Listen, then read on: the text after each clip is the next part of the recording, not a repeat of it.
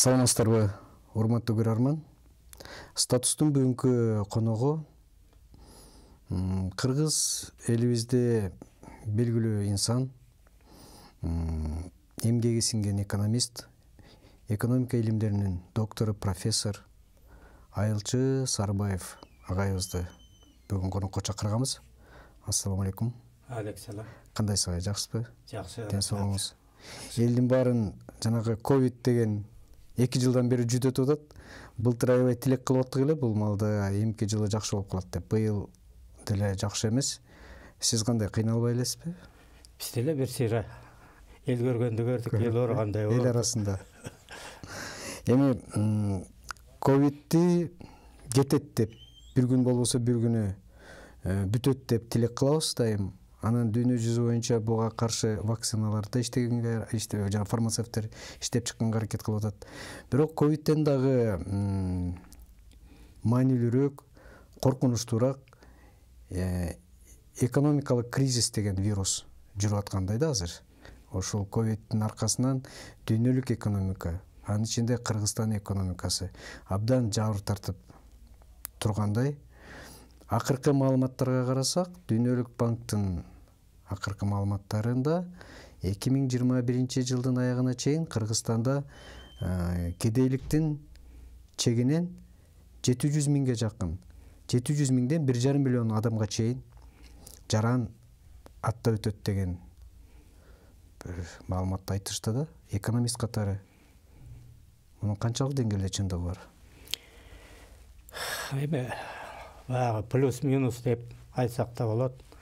Ошого карата бул туура эле көрүнүш. Анан бизде негизи Кыргызстанда жөн эле экономикалык кризис эмес. О экономикалык кризиске алып келген башкаруу кризиси, башкаруу системасындагы туура эмес система, анын ичинде статистикалык маалыматтар бар. Себеби колхоз тарап, завод фабрика тарап, борбордоштурулган пландоо тарап, борбордоштурулган башкаруу жок болгондон кийин дээрлик көпчүлүк экономикалык объектилер менчикке өтүп кеткенден кийин, жердин баары менчикке өтүп кеткенден кийин туура маалымат алуу өтө кыйынчылыкка туруп атат.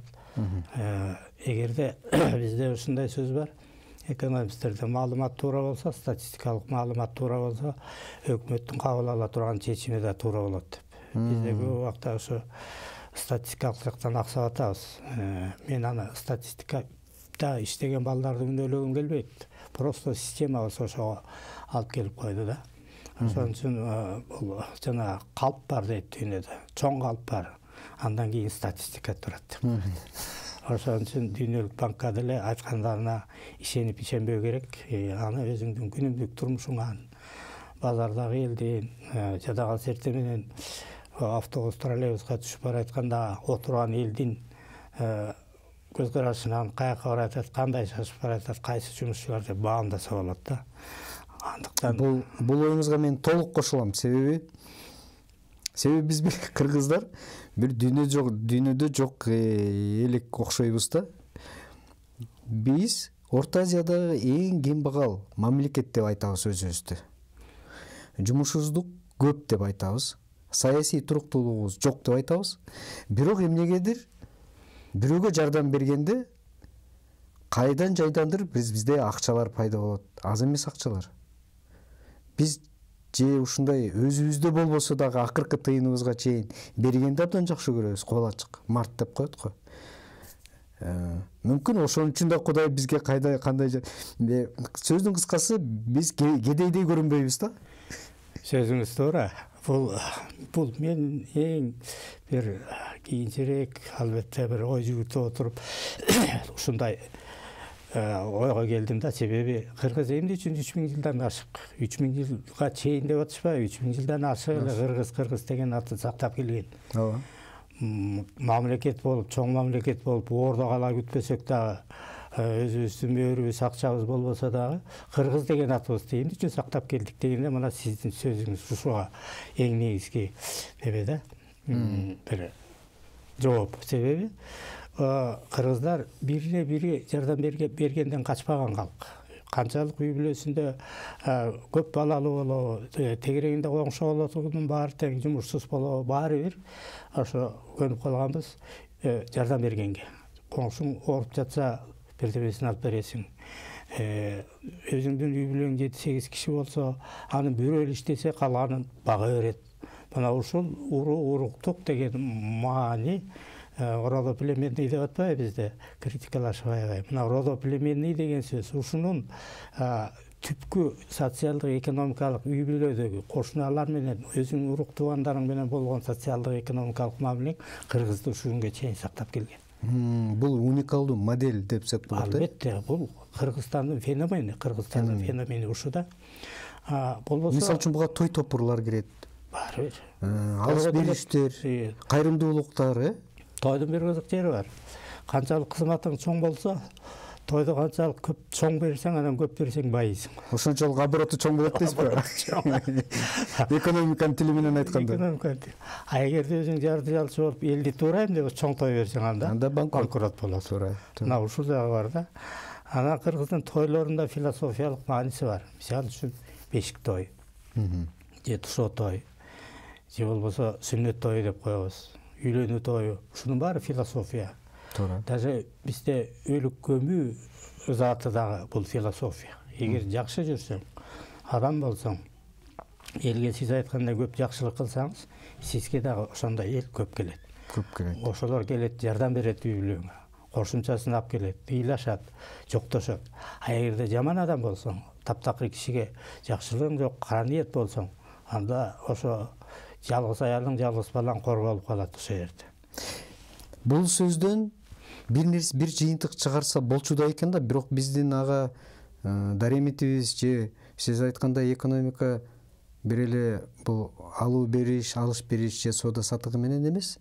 Бул саясий чечимдерден дагы, саясий туруктуулуктан, багыттан дагы, башкаруудан көз каранды деп атпайсызбы? Биз азыр өз алдынча мамлекет болгондон бери 30 жылга, мына быйыл 30 жыл болот. 91-жылдан эгер эсептесек, 9 миллиарддан ашык деп мындан 2 жыл башта айтып атканбыз. 9 миллиард доллардан ашык биз жардам иретинде, кредит иретинде, акчалай бекер жардам, грант алганбыз да. Бирок негедир биз экономика деген бул үнөмдөө деген дагы бир түшүнүгү бар да, туурабы? Биз аны же үнөмдөй албай койдукпу, же эмне болду? Биз аны 9 миллиард доллар деген бул чоң акча да. Биринчиден муну саясий жагын караштырып көрсөк, биринчи эле эркиндик алганда шакыла Америка жетип келди. Турция келди, тууганбыз деп, Америка келди, биз чоң өлкөбүз жардам беребиз, силер демократияны коебуз. Демократия кылабыз, силерди эркиндикке ушунчалык кылап батырабыз, эркиндикти эле каягыңа батырарыңды билбей эсиң болуп калат. Анан алар келер жана тил айтышты, силер Советтер Союзунан калган экономиканы талкалабасаңар, силер өмүрүңөрдө мамлекет боло албайсыңар, ага биз жардам беребиз. Силер орек советтик системаны башкаруу системасы эмес, экономиканы, социалдык карым-катнашты токтоткула. Силер биз жүргөн жол менен жүрсөңөр, биз жардам беребиз, силерге кредит беребиз. 40 жылдан ашык убакыт менен эч кандай процент чоң эмес, кичинекей процент менен анан силер экономиканы талкалап койсоңар эле өнүгүп кетесиңер деп эле бүт баарын талкалатып салды.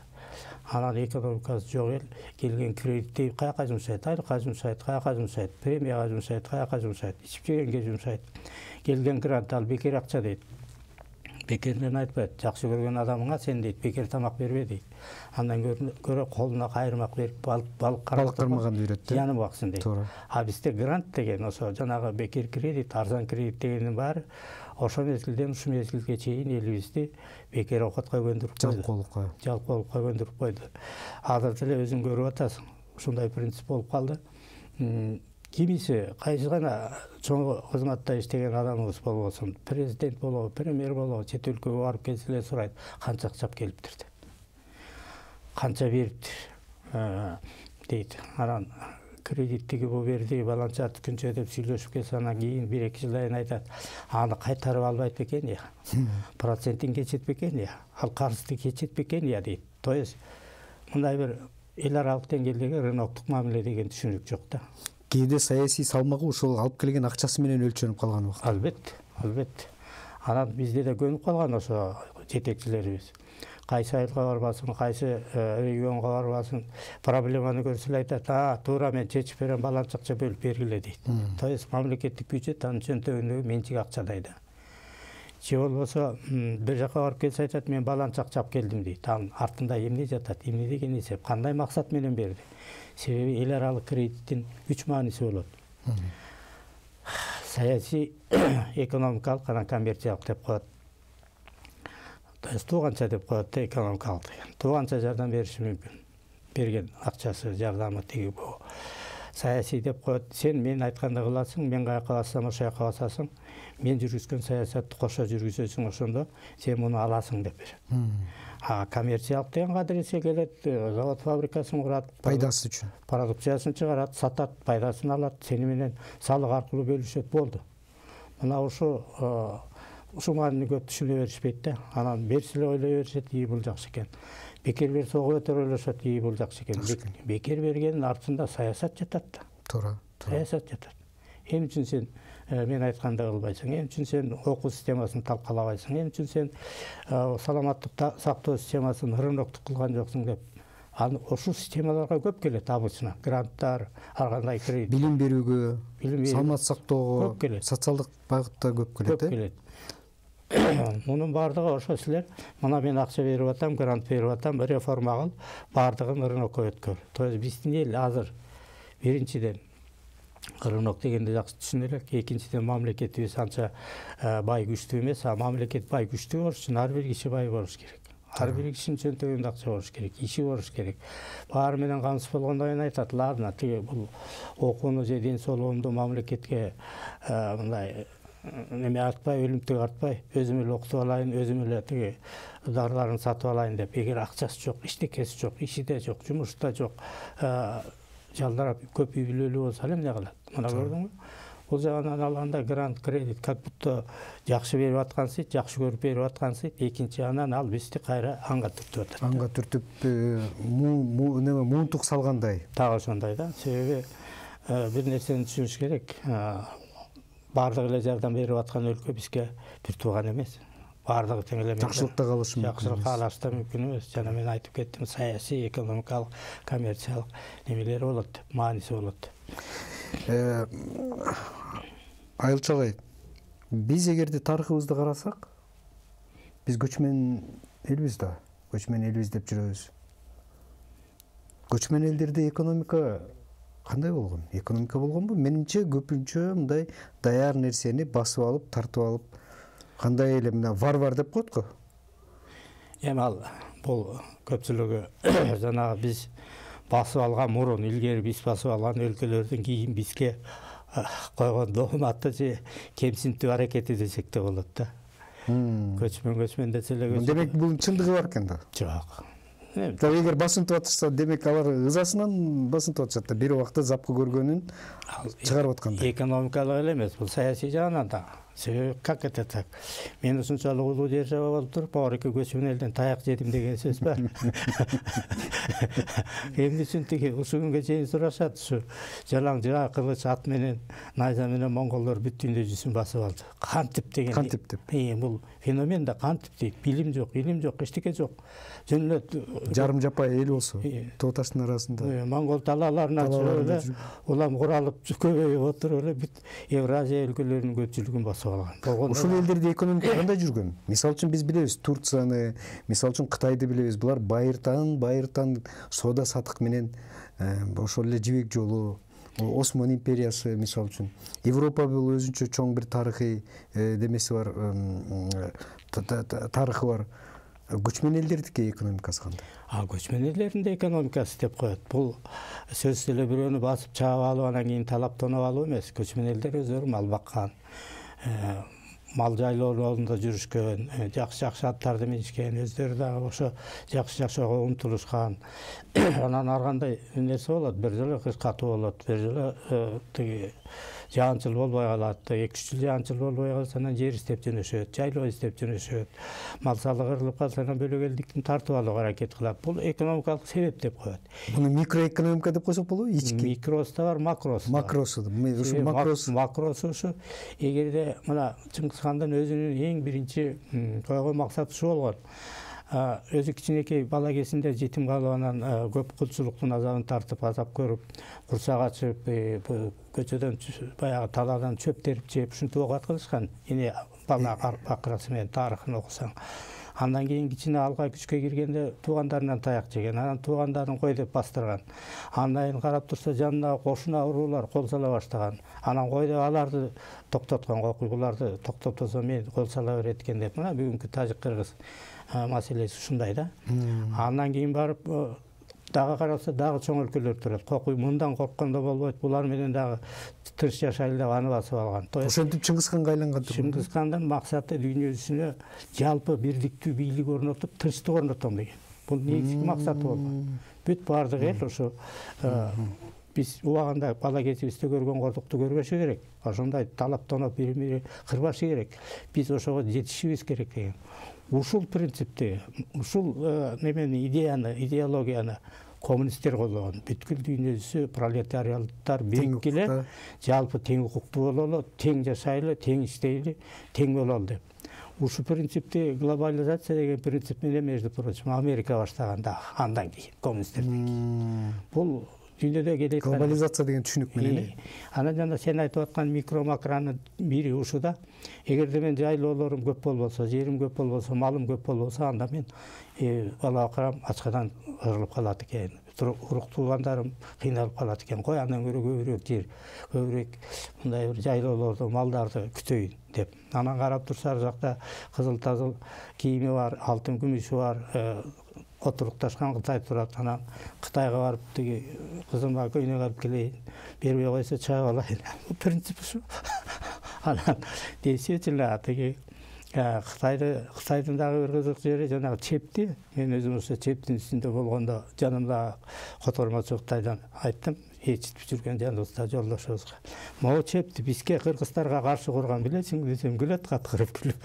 Көп ишенбейт, бирок чындыгында ошондой болгон. Чындыгында ошондой. Биз түндүктө жашаганбыз. Түндүктө түрк-моңгол калктары бүт. Анын ичинде тиги кыргыздар, монголдор, ар жагында тиги кара кытайлар баары ошо Кытайга кол салып турган. Айласа кеткенден анан чеп курган кокуй бул көчмөндөрдөн эптеп. Айрыкча ошол тоо таштуу аймагына курулган тоо таштуу эмес, тегиз жерине дагы. Тегиз жерде бар эми. Именно жана көчмөндөр келе турган жери бийик. А бер көздөрү турган жагы жапсыраак келет да. Ушундай бир эме менен курушкан. Анан бизди жөн эле жеги чичкич талагыч дей бергенден алыс болуш керек. Тескерисинче, бул талаа турмушу, көчмөндүк турмуш бизди гумандуулукка үйрөткөн. Эмне үчүн биз жанагы жата конок деп кечинде келген кишини жаткырып илгери азыр эмес. Илгери үйүңө жаткырып тамак ашыңы берип татынакка алып эртең узатсың. Себеби менин башыма да ушу келет, талаа түстө жүргөн, мал издеп антип мынтип калганда деген. Мына ореке оор турмуш өзү кыргыздарды, кыргызга окшогон тегеректеги көчмөн калкты ушу гумандуулукка үйрөткөн. Келген конокту корголбагын, сыйлагын деген. Негизи эле оор турмуш адамды гумандуулукка үйрөтөт окшойт. Себеби бул жөнүндө мен да сүйлөштүм эле, бирок сиздин да оюңузду билгим келип атат да. Мисал үчүн мен бир ой такыр жай бербейт да, как режиссер катары. Биз Советтер Союзунда элдин көпчүлүгү атеист болгон. Жана Кудайга ишенбеген динбезер деп коет го. Динбезерлер болгон. Орустардай арак ичкен, Кудайды тааныбаган деп. Бирок жазган китеби, тарткан киносу, ырдаган ыры ушунчалык гумандуулукка үйрөткөн. Мына бүгүнкү күнгө чейин окусаң, кадимкидей мааниси, маңызы, адамдык жанагы өлбөс нукура нраваларынын принциптери сакталып турган байкайсың да. А бүгүн биз эркин элбиз, эркин ой жүгүртөбүз, эркин сөз сүйлөйбүз. Ишенгенибиз, баскан турганыбыз Кудай. 95% мамлекет ислам дининде. Ислам болсо бул эң гумандуулукка үйрөткөн диндердин бири. Бирок ошого карабай тарткан кинобуз дагы, жазган китебибиз дагы, ырдаган ырыбыз дагы эмнегедир мындай башкача бүгүнкү күндүн реалиин берип атат. Эми анын себеби мен өзүм да ош союздун убагында отличник окуучулар катары анан биздин менин жакшы көргөн бир жездем молдо киши бар эле. Бизден Мирасулов анан бир күн айтып калды, арак ичпе сен, болбойт деп. Мен айттым, макул, арак ичпе деген жерде тиги шарияттан, Курандан таап бер. Мен ошо күнү таштайын деп. Анан экөөбүз отуруп алып, ал киши өзү Бухарада 9 жыл окуп, арабча таптаза сүйлөгөн киши болчу. Ошо кездеги молдолор Кыргызстанда бирин-экин эле болчу андайлар. Анан Асакем экөөбүз отуруп алып, анан ушу бир 2 неделя бирден марш десем калып, 2 марш Куранды башынан аягына чейин ар бир сүрөсүн окудуңуздар. Тигил арабча окуп, кыргызча которот. Анан маанисин экөөбүз талкуулайбыз. Ошентип отуруп Курандын аягына чыктык. Чыкканда айттым, кана арак ичпе деген жерде. Анан бирок мындай тыянакка келдик. Биздин ошо кезде Советтер Союзунун мыйзамдары, конституциясы, мыйзамдары, элдин жашоосу да ошо шариятка туураланган экен. Эң аягы Кудай бар, жок дегенден гана экөөбүз айырма таптык да. Анан дагы бир нерсе, ошо кездеги мыйзамдар деле, башка өлкөлөрдүн мыйзамдары деле, конституциялардын негизгиси, эң негизгиси ошол өлкөдөгү диний эмеге жараша болот. Багытка жараша болот. Экинчиден, эмне үчүн кыргыз, кыргыз-түрк, моңгол элдеринде сакталып калды ушундай гумандуулук себеби? Ошо Чыңгызхандын дагы ясасы 300 немес деп коет, осуят. Бул өзү ошо кезде жазылган конституция болуп калып атат да. Анан калган өлкөлөрдүн баардыгы тең Кытайда деле, башка жерлерде деле ошо Чыңгызханды биздин улуу император деп таанышат. Кытайды бириктирген, эки Кытайды бириктирген ошо Чыңгызхан, монголдор болгон. Биринчи акча юанды киргизгенде ошо моңгол падышалары болгон, аны эч ким билбейт. Акча жүгүртүү системасын, системасын кагаз юанды киргизген именно монголдор болгон. Хубилайдан кийин Хубилай кирген да, небереси. Кыргыздар болсо биз ошол эле империянын аскерлери менен кошо биз деле дүйнө жүзүн багытканбыз. Баарлар айта берет, монголдор багыткан. Жок, монголдун армиясында. Алар кошумча кошул эл болгон. Толтура эл болгон. Ошонун алдындагы мамлекеттин баардыгы биригип дүйнөнү багыткан. Ошон үчүн биз дагы айткан акыбыз бар. Биз деле дүйнөнү багытканбыз. Жалгыз эле моңгол эмес. Просто эрди сайды эрчибак аты калды маласка болду да. Туурабы? Анан кийин жанагы феномени эмне деди? Феномени ошо кездеги башкаруучулардын башкаруу системасы ошо өнүккөн, жанагы сен айткан Кытай, анан Турция жаңы эле барып аткан, Анадолияга жаңыдан барып аткан мезгили болчу түрктөр. Бөлөк өнүккөн өлкөлөр, Хорезм мисалы үчүн. Ошолорду эмне үчүн жеңип алган себеби башкаруу системасы, башкаруу ыкмасы башкача болгон, гумандуу болгон. Түрктер эмне үчүн 500 жыл дүйнөнү башкарды, империя болуп. Булардын да башкаруу системасы гумандуу болгон. Өзгөчө Чыңгызхандын мезгилинде динге өтө гумандуулук болгон. Динге, исламга, именно исламга гумандуу карашкан. Бөлөк диндерди көп байкаш эмес. Кийин ошо моңгол башкаруучуларынын баардыгы Алтын Орда, бул биздин Чагатай, Аркы Кулагиндин баардыгы тем ислам динин биринчи кабыл алышкан. Хандары. Ошо жергиликтүү элдин баарын исламга өткөрүшкөн. Себеби исламдын принциптери менен көчмөн элдердин жашоо принциптери дээрлик окшош болгон. Сайкеш келген. Туура. Ошонун баарын кабыл алып, анан ошол мезгилде Советтер Союзу деле, ошо коммунисттер деле өзүнүн негизги программаларын жазганга ушул мурунку бизде орустар деле биздин арабызда болгон ошондо. Ошолор баардыгы кабыл алып туура көргөн багытты программасына кийирген, мыйзам катары кабыл алган. Анан элибиз дээрлик ошо бир жагынан Кудай бар жок дегенде аты болбосо, жашообуз, тиричилигибиз, өзүбүздүн мамилебиз, кулк мүнөбүз ошо ислам динине дагы көчмөндөрдүн жашоо шартына да туура келген. Азыр болсо тилекке каршы ошо көчмөн Кыргызстан 30 жыл болду, өзүң айтып атасың. Көчмөн болуп, анан Союздун инкубаторунун ичиндеги жөжөдөй чоңойгон Кыргызстан, фактически жөжөдөй чоңойдук да. Бардык нерсе даяр берилип, баарын даярдап берди. Завод, фабрика курду, жол курду, экономиканын, билимин, илимин, саламаттык сактоо системанын, бүт системаны даярдап. Чек арабызга чейин. Желегиңди, ырыңды, кимди, эрбиңенбей даярдап туруп берди. Биз эч нерсе короткон жок. Эч нерсе үчүн аракет кылган жокпуз. Таптакыр. Анан кийин эле шак эле келип алгандан кийин бизде ошо рынокко өтө калыш мындай дикий болду да, америкалык системага өтүш дикий. Себеби дикий Пландуу экономикадан базар экономикасына өткөндө, мындай бир хаос болгондо. Андай базар экономикасында жакшы жактарын алган жокпуз, жаман жактарын алдык. Себеби жана кайтыш болуп калдыбы, кушураматчылык, ачкачылык кармап жүрүп, Назар Алиев келген ошо 93-жылы мага келип жолугуп сурады да, эгер мына биз рынок экономикасына өтүп атабыз ага, эгер өтсөк жумуштук болобу деди. Болот дедим. Жарчы болобу деди. Болот дедим. Байлар болобу? Болот. Тигиндей болобу, мындай болобу? Болот десем айтты, анда аяка бизге сутуп коюп туруп.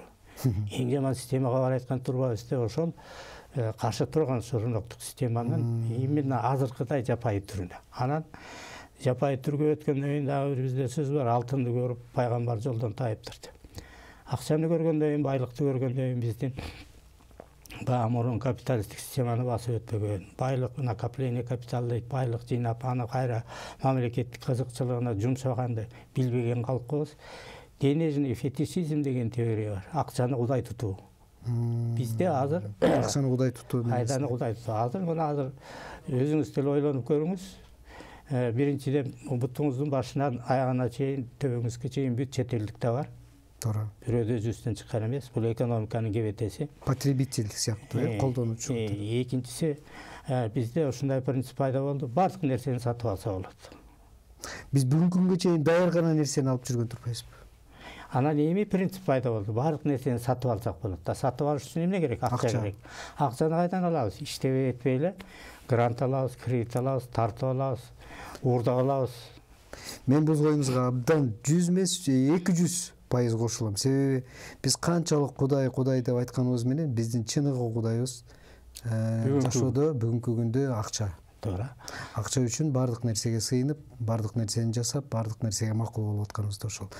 Бирок бир нерсе да, биз азыр философияны негизи жылдызга салыштырып коюшат. Алыстан жылтылдап көрүнгөнү менен жарыгы жок деп. Биздин тарыхыбыз дагы ошол сыяктуудай көрүнөт да. Биз тарыхыбызга сарапса салсак, биз оңой эл болгон эмес экенбиз. Чындыгында эле кыйын эл болгонбуз. Кыйын элдердин арасында жүргөнбүз.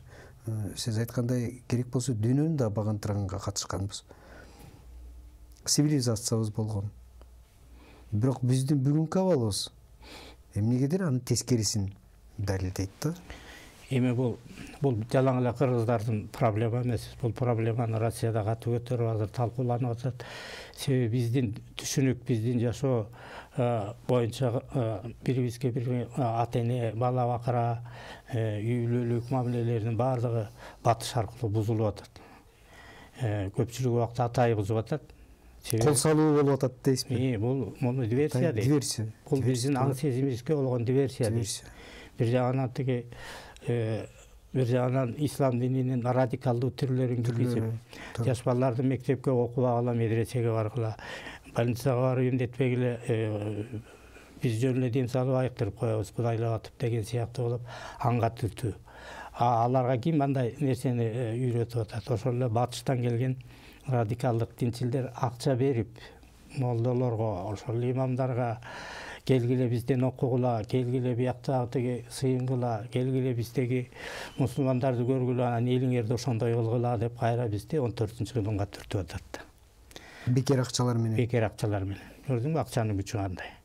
Ошол акчаларды алып кийим кийген, ошол акчаларды алып ажыга барып, ошол акчалар менен тияк бияктан окуп келишип, анан кийин ошол бекер акчанын эсебине биздин элди кайра артка түртүп атат. 20-кылым бул век техники деп коет. Туура. Техниканын кылымы. Бул жерде биздин мурунку жашоо менен азыркы жашоону экөөнү айкалыштыруу мүмкүн эмес. Тескерисинче, өткөн замандагы өзүбүздүн аң сезимибизди, дилибизди, өзүбүздүн болгон ага ини деген мындай бир сый мамилебизди сактап калуу менен жаңы техникалык, кишини сыйлабаган, адамды тааныбаган техникаларга айыр баштабай ошолорду колдонууга үйрөнүшүбүз керек да. Мына Европа ЛГБТлар кечирип койсун, эми таарынышпасын, мени сотко бербес. Кээ бир президенттери, премьер-министрлери голубой ЛГБТ. Ооба. Мен даже таң калам, бөлөктүгү ЛГБТ эмес премьерлер кантип аны менен кол алышат. алардын жиркенбей дейсизби? Жиркенбей. Мен ачык эле айтып келем, азыр адамзаттын 3-чү түрү пайда болду. Мурун аял эркек болсо, азыр экөө теңдей. Экөө тең, ооба, туура, туп-туура. 3-чү түрү. Эми азыр Андрогендер деп коет. 3-чү түрүн азыр уже Папа Римский жана Ватикан уже колдоду. Никелешип турганга, нике Ошого уруксат берди. Паспортко жыныстын ошол боюнча көрсөткөнгө менче уруксат берилди. Уруксат берилди. Бөлөк мамлекеттерде конституциясына кирип атат, ушуларга бизде эле эркек аялда эле эркиндик болсун. Бул адам цивилизациясынын ченемдүү көрүнүшүбү, закон ченемдүү, же бул бузулуп бараткан цивилизациянын бүтүп бараткан эмесиби мындай? Этабы, деңгээли. Этабы, да, туура айтасыз. Адамдын өмүрү сыяктуу эле өлкөлөрдүн да өмүрү болот, цивилизациянын да өмүрү болот. Мисалы үчүн Рим цивилизациясы. Улан токмуш эле болгон, дүңгүрөгөн. Жердин баарына Рим өзүнүн бийлигин орноткон, билимин берген, укмуштай сепилдерди курган, укмуштай армиясы болгон, акыры Рим цивилизациясы жоголду. Европада эле ошонун бир түрү. Адам караган сыяктуу мамлекетте карайт. Жаш мамлекет, картаң мамлекет, жаш цивилизация, картаң цивилизация. Бир цивилизацияны экинчи цивилизация отвергает дейт. Чанат. Жоготот. Демек, азыркы бүгүнкү күндөгү ЛГБТнин пайда болушу адамдардын 3-чү түрү, ана илим билимдин техникасы өсүшү, роботизация, жада калса аялды же болбосо эркекти жасап алган механикалык түрлөрү бар азыр. Куралдар бар, саймандар бар. Ушунун бардыгы азыркы ошо Европадагы цивилизация, Американын цивилизациясынын чегине жетип, ошо азыркы адамдардын жашоо, жер жүзүндөгү адамдардын жашоо принцибине уже каршы келе баштагандагысы. Туура. Себеби адам баласы үй бүлө күтүп, бала бакыра күтпөсө кантип мындан ары өсүп өнүгөт? Адамдын саны азаят. Бул нерсеге могул акчаны пир тутуу, кудай тутуу принциби катализатор сыяктуу иштеп атат деп ойлойсузбу? Тездетиши мүмкүн. Азырынча кыргыздар үчүн бул чоң проблема болуп турат, азырынча. Бирок бул этаптан өткөн өлкөлөр бар. Мындан өткөндөр бар. Конечно, бар. Акыл эсине келип. Конечно. Мисалы үчүн ошол эле Грецияны алалы, гректер. Булар бир нече цивилизацияны башынан өткөрүштү. Азыр мына гректер азыр бирок азыр гректерди эле абалы анча экономикасы абалы начар. Но боореке каада салты мындай аң сезими, тарбия таалими берки жанагы Агалтели Европага караганда алганча жакшы эле, гуман. Булар дүйнөгө цивилизация тартуулган элдер. Албетте. Ана цивилизациянын жаман жакшысын көргөн эл да. Жакшы, жаман жакшысын көргөн. Баарын көргөн эл. Толук этапты басып өткөн эл. Азыр акырындык менен аларда тияк биякты байкап оокат кылып атышат. Же болбосо Кытайды алалы. Кытай 5000 жыл тарыхы бар эл. 5000 жыл. Империялык тарыхы бар эл, мамлекеттик тарых. Мамлекеттик түзүмү, системасы бар. Түзүмү, системасы бар эл. Туура. Булар кырылууга да учурады, согушка да учурады, басынтууга да учурады. Жакырчылыкка да учурады. Укмуштай көптөгөн нерселерди башынан өттү. Булар баскынчылыкка да учурашты да. Япондор тарабынан, албетте. Англичандар тарабынан булар көп эле катуу азап тартты. Бир жагынан биз талаачыбыз аны көчмөндөр. Туура. Көчмөндөр талады. Монголиянын алдында Кытай сепилүүнү айтып атпайсызбы? Эми азыр көрдүңбү? Бул Кытайда азыр ошо гумандуулуктун өзүнчө жаңы түрүн башташты булар. Коммунисттик эмес. Коммунисттик система менен капиталисттик системаны айкалыштырып, социализмдин жаңы түрүн башташты. Азыр булардын идеологиясы дүйнө жүзүнө бүт Кытайдын образы, Кытайдын экономикалык системасы, типин түзүүгө аракет кылып атышат. Анан буларды согушат, алат, жейт, жутат деп атпайбы? Мен бир дагы доктринасынан булардын, бир дагы мыйзамынан же аракетинин басып алалы деген ойду көргөн жокмун. Басып алалы деген. Туура. Экономиканы өнүктүрүүгө аракет кылып, бүткүл дүйнө жүзүнө инвестиция берип атат. Өздөрү да алып атат, Америкадан, Европадан инвестиция алып атышат. Инвестиция деген ал сөзсүз эле грант проект эмес. Инвестиция деген именно кайсы бир жакшы, чоң, күчтүү тармактарга акча жумшоо да. Мисалы үчүн ошолдо өнөр жайы же болбосо космос өнөр жайы же самолет курууга же поезд курууга же дагы бир ушундай тармактарга жумшалган акчаны инвестиция дейт. Келген грант инвестиция эмес. Ал жөн эле айнан ачкадан өлбөй тура тур же болбосо биз айткан нерсени кылып тур дегенде бекер акча. бизге бул маселени ушул азыркы бүт мамлекеттик менчикти жеке менчикке өткөргүлө деген америкалык принцип болчу. Башында неолиберализм, то есть мамлекет деген эч качан менчикке кийлигишпеш керек, менчик ээси болбош керек. Бүт баарын жеке менчикке бериш керек, анан алар өздөрү оокатын алат деп. Азыр андайын 30 жылдар кейнсианство деп коет, теория кейнсианство. Баягы чоң депрессия болгон жылдары ошондо ошо кейнс теорияны кийриген. Мамлекет кийлигишпесе, мамлекет жөндөбөсө, мамлекет жардам бербесе, ошол уюштурбаса эч качан депрессиядан, кризистен чыкпайбыз, ал коом чыга албайт, өнүкпөйт деп. Андан неокейнсианство чыкты. Андан неокейнсианство чанып мына неолиберализм. Неолиберализм 80-90 жылдары бүт Европа, Американын саясаты болчу. Алар ошону менен мактанчу. Азыр бүгүнкү күнү тескерисинче неолиберализмден отказ берип атат. Америка өзү отказ берди. Трамп отказ берди. Мага глобализациянын кереги жок, мага эркин экономиканын кереги жок. Мен өзүмдүн Америкамды өстүрөм деп. Трамп баштады. Көрдүңүзбү? Миллиардер бизнесмен. Акайса болбойт экен деп. Анан албетте караңгы эл көпчүлүгү түшүнбөйт. Экономикалык караңгы мен туура түшүнгүлө, катсабаты жоюлган, фамилиясын жасат, бирок экономикалык рынокту караңгы эл да. Менимче ошондой эле. Ал Европада эң өнүккөн деген Швейцарияда эле 40% экономика мамлекеттин колунда. Эң баалуу стратегиялык объективлердин баардыгы тең мамлекеттин колунда. Эгер ал жеке менчик бирөөгө берип койсо, эртең ал мас болуп алып, же нажа тартып алып, же болбосо акча берсе бирөөгө ошол объективин сатып ийсем да болот. Мен да ушуга түшүнбөйм да. Анда мамлекеттүүлүктүн эмне кереги бар? Эч кереги жок. Азыр тескерисинче кетти. Биз аны мындай деп атадык, супер кейнсианство деп. Мен өзүм диссертацияларымда да бар. То есть мамлекеттик башкаруу, мамлекеттик ишканалар, мамлекеттик бюджет, жеке менчикте дагы чоң байлардын дагы менчигин биргелешип өстүрүүгө иштеши керек. Баары айкалышы керек. Мамлекеттик менчик, жеке менчик, биргелешкен ишканалар баары тең айкалышып, мамлекеттин ошо бир кызыкчылыгына, бир максатына иштеш керек да. Экономикалык бекемдигине. Эгер да мамлекеттик бюджет менен мамлекеттик ишканалар ошо жеке менчиктерге, тиги өтө чоң байларга жардам бербесе, алар өнүкпөйт, талкаланып калат. Туура. Баарын байларга берип салсаң, алар бирин-бири укпайт. Ар кимисе бирөө Кытайды карайт, өзүнүн көмөчүнө күл тартат.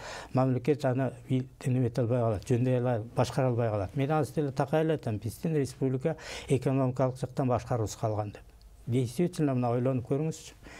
Кайсы система кантип башкарылат? Мына Минсельхоз кантип башкарат? Бизде 400 миңден ашык жеке чарба бар, кичинекей. 400 миңден ашык. Ошо айыл чарба министри 400 миң чарбага башкарылабы ошону? Менимче бүгүнкү күн көрсөтүп атат. Башкармак турсун 400 миң айыл чарба бар экенин да толук билбейт окшойт. Булар жөнүндө статистика. Отуруп алып эле эсеп жотун бере беришет. Мына азыр министр кече күнү эле интервью берип атат. Монча жер айдадык. Ал өзү айдаган жок да. Ишканалар айдаган. Кагаздагы эме. Кагаздагы жанагы биз айткан статистика. Туура. Айыл өкмөтү берет статтаны. Эмнесе былтыр 50 гектар жер айдадык эле, быйыл 40 айтсам атаң мени жаман иштедиң деп айтат го. Андан көрө 60 берейин деп. Туура. Пожалуйста. Мана бул жел экономика деген ошол. Ансында биздин экономиканын структурасы туура эмес. Жана айтылып кетти, биз потребительге айланып калганбыз. Не производители, а потребитель. Производитель деген өзүбүз камсыз кылабыз. Колдон келген нерсенин баары менен. Андан кийин ашып калса экспорт кылабыз. Ошону экономиканын нормальный структурасы дейт. А бизде болсо өзүбүз камсыз кыла албайбыз биринчиден. Көп мүмкүнчүлүгүбүз бар тармактар боюнча камсыз кыла албай, ошону кайра сырттан алып келип өзүбүздүн экономиканы өлтүрүп атабыз. Бул